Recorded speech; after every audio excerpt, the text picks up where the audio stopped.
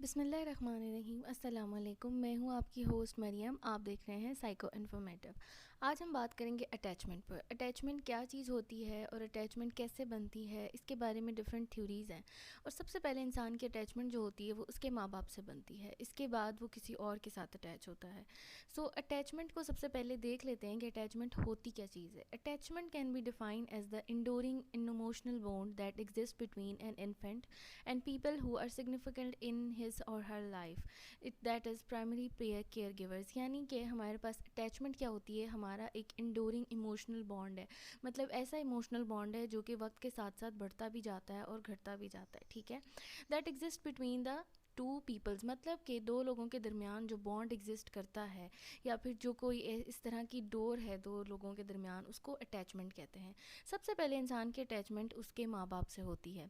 अब अटैचमेंट जो होती है वो क्या करती है, हमें इमोशनल सिक्योरिटी देती है। That quality of attachment has life long effect on the relationship with the people around the child. अब बच्चा जो होता है उसकी अटैचमेंट जब बनती है अपने माँ बाप के साथ, वो उसकी पर्सनैलिटी पे लाइफ लॉन्ग इफेक्ट डालती है। अब बच्चे की जैसी अटैचमेंट होगी अपने वालिदैन के साथ, यानी प्राइमरी केयर गिवर जो होते हैं वो सिर्फ वालिदैन होते हैं यानी पेरेंट्स होते हैं।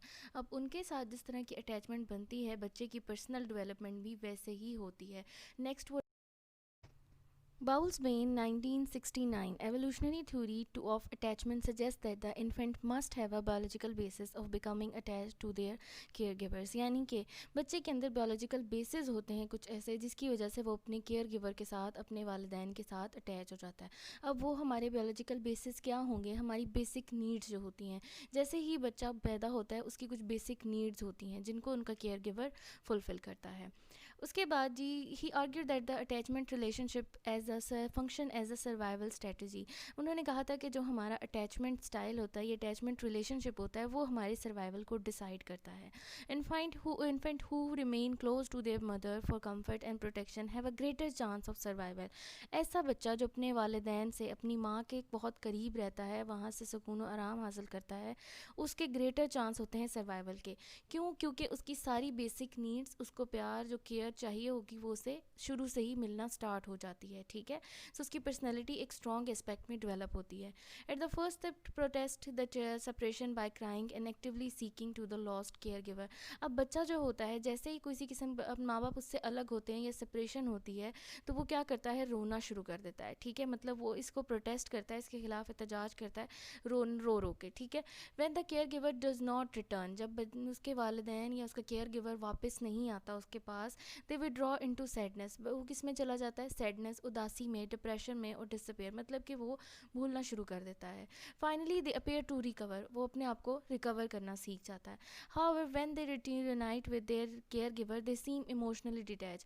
अब जैसे ही ये सारा पीरियड उसने अकेले गुजारा होता है तो वो डिटैच हो जाता है, उसका केयर गिवर वापस आए भी ना आए उसे फ़र्क नहीं पड़ेगा।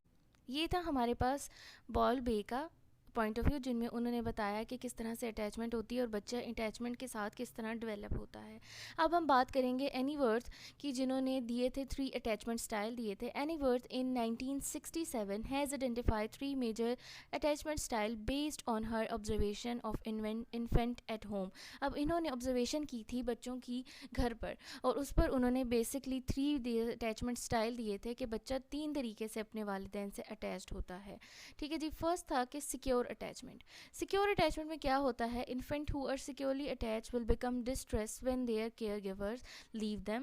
When their care giver return they easily comforted by their care giver. मतलब कि बच्चा थोड़ा सा जो होता है वो प्रोटेस्ट करता है, थोड़ा सा रोए धोएगा, लेकिन क्या होगा कि जैसे ही उसके वालिदैन वापस आएंगे या उसके पेरेंट्स वापस आते हैं तो वो फ़ौरन से हैप्पी हो जाता है, यानी कि वो खुश हो जाता है। उसको ज़्यादा महसूस नहीं होता कि मुझे छोड़ कर गए थे या इस तरह, क्योंकि उसकी स्ट्रॉन्ग अटैचमेंट है। स्ट्रॉन्ग अटैचमेंट किस तरह से होगी, क्योंकि उसके वालिदैन उसकी हर नीड को, हर फुलफिल को पूरा करें, उसको जो केयर और लव है वो दे रहे हैं। नेक्स्ट वन होती है जी एम्बिवेलेंट अटैचमेंट। एम्बिवेलेंट अटैचमेंट होती है the relationship between ambivalent attached infant and their care giver is extremely distressed by the separation. अब ये वाले जो बच्चे होते हैं वो सेपरेशन पे बहुत ज़्यादा गुस्सा, बहुत ज़्यादा अग्रेशन शो करते हैं, but they seem unable to gain comfort from the care giver when he or she return. मतलब जब वापस आएंगे इसके केयर गिवर तो बच्चा जो होता है वो थोड़ा सा रेजिस्ट करेगा, मतलब नाराज़गी का इजहार करेगा। They continue to cry and will express anger toward the care giver, मतलब कि वो रोएगा धोएगा और मतलब जब तक उसको उसकी माँ कंसोल नहीं करेगी, एम्बीवेलेंट बच्चा जो होता है, जो एम्बीवेलेंटली अटैच होगा, वो क्या करेगा, मतलब गुस्सा भी दिखाएगा, लेकिन जैसे ही उसे मतलब उसकी डिमांड पूरी हो जाएगी, उसे प्यार और केयर मिलेगी तो वो ठीक हो जाएगा। ठीक है।